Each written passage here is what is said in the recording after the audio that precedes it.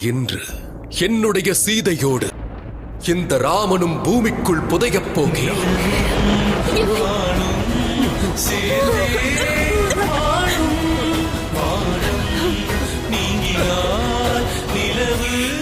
இல்லை, என்னவரே இதை நான் ஏற்றுக்கொள்ள மாட்டேன். என்று உன்னுடன் இணைந்து ராமனுடைய பயணமும் முடியப் போகிறது.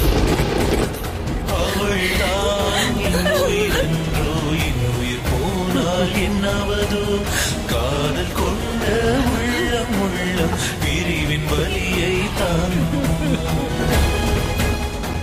இன்று உன்னோடு சேர்ந்து ராமாயண கதை நிறைவடையும். ராமாயணம் நாம் இருவரும் இணையும் போது முற்று பெறும்.